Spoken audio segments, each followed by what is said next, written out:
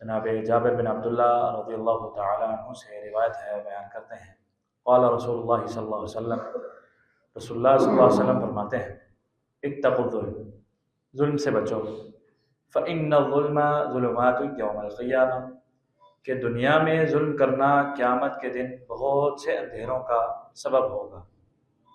واتقوا الشح، اور شدید بخیلی سے بچو، فإنه أهلك من كان قبلكم، کہ اس بخیلی نے تمہارے سے پچھلے لوگوں کو ہلاک کر دیا تھا۔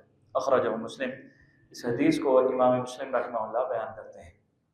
مزید الفاظ صحیح مسلم میں ہیں اور اس میں حضور فرماتے ہیں کہ یہ جو شدید بخیلی ہے اس نے تم سے پچھلوں کو ہلاک کیا، اور اس کی وجہ سے انہوں نے ایک دوسرے کے خون بہائے، اور جو چیزیں اللہ رب العزت نے حرام کی ہیں ان کو حلال کیا، یعنی گردنیں بھی اتاری اور مال بھی ہڑپ کیے۔ اسی بخیلی کا یہ نتیجہ ہوتا ہے۔ اس حدیث میں دو چیزوں کا بیان ہے، ایک ظلم اور ایک بخیلی۔ ظلم کے حوالے سے کل کے درس میں بھی تھوڑی سی بات ہوئی تھی۔ ظلم ایسی چیز ہے کہ یہ انسان کے اندر فطری طور پر پائی جاتی ہے۔ انسان کی فطرت میں بہت سے جذبات موجود ہیں، کچھ قابل ستائش ہیں اور کچھ قابل مذمت ہیں، اور ان کی طرف شریعت رہنمائی اس لیے کرتی ہے کہ انسان جو قابل ستائش ہیں ان کو مزید نکھارے سنوارے، اور جو نقصان دہ ہیں قابل مذمت ہیں ان کے اوپر کام کرے اور اپنے اندر سے نکالے۔ اور حضور نے ظلم کے حوالے سے بالخصوص جو مخلوقات کے ساتھ ظلم ہے، انسانیت کے ساتھ ظلم ہے، اس بارے میں حدیث مفلس آپ لوگوں نے انشاءاللہ سن لی ہوگی، جمعہ میں بھی ہم نے ایک دفعہ بیان کی تھی کہ ایک آدمی آئے گا جو پہاڑوں کے مانند اپنی نیکیاں لے کر کے آئے گا۔ ایک آئے گا اللہ اس نے مجھے گالی دی تھی، ایک آئے گا اس نے تھپڑ مارا تھا، ایک آئے گا اس نے مجھے برا بھلا کہا تھا، اور لائن لگی رہے گی۔ یہ جو پہاڑوں کی مانند نیکیاں لے کے آئے گا، اللہ رب العزت فرشتوں کو حکم دیں گے کہ جو آ رہے ہیں ان کے نامہ اعمال میں نیکیاں اس کے اٹھاؤ اور رکھتے جاؤ، یہاں تک کہ اس کی نیکیاں وہ پہاڑوں کی مانند زیرو۔ اب لائن لگی ہوئی ہے، اب کیا؟ فرشتے پوچھیں گے اللہ جی اب تو نیکیاں ختم ہو گئی ہیں، جو پہاڑوں کی مانند لایا تھا سب تقسیم ہوگی، اب کیا کریں؟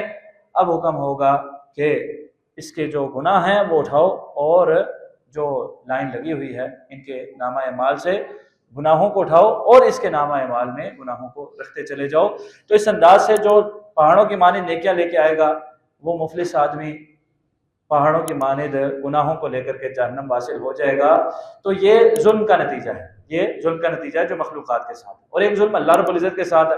ان الشرک لظلم عظیم، اللہ رب العزت کے ساتھ شرک کرنا یہ بہت بڑا ظلم ہے۔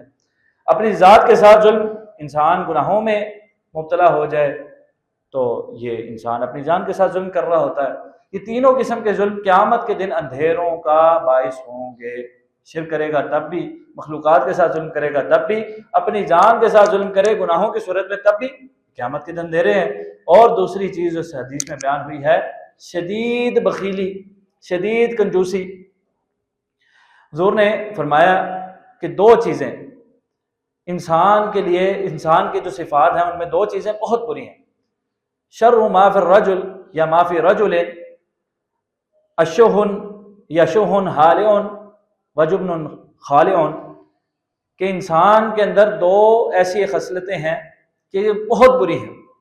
ایک یہ جو گھبراہٹ میں مبتلا کر دینے والی کنجوسی ہے، اور ایک وہ جو دل باہر نکال دیتی ہے وہ بزدلی۔ یہ دونوں چیزیں بہت بری ہیں جو کسی آدمی میں پائی جاتی ہیں۔ اصل میں وجہ کیا ہے؟ وجہ یہ ہے کہ اللہ رب العزت نے انسان کے اندر یہ خرچ کرنے کا جو مادہ ہے یہ پیدا کر رکھا ہے، اور یہ ضرورت ہے، یہ انسانی ضرورت ہے، اس معاشرے کی ضرورت ہے، کسی گھر کی ضرورت ہے، فرد کی ضرورت ہے، ہر شخص کی یہ ضرورت ہے۔ اب جو آدمی کنجوس ہوتا ہے وہ بہت سے لوگوں کا حق مارتا ہے۔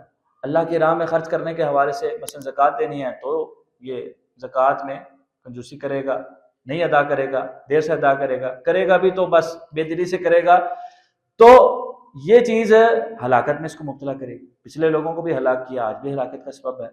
اور اگر اپنے کنبے پر، قبیلے پر، اور بالخصوص جو آپ کے ماتحت ہیں، بیوی بچے ہیں، ان کے اوپر خرچ کرنے کی بات ہے، رب تعالیٰ نے دیا ہے، لیکن یہ خرچ نہیں کرے گا، نتیجتاً گھر کے اندر فساد برپا ہوگا تو ہلاکت مقدر ہوگی۔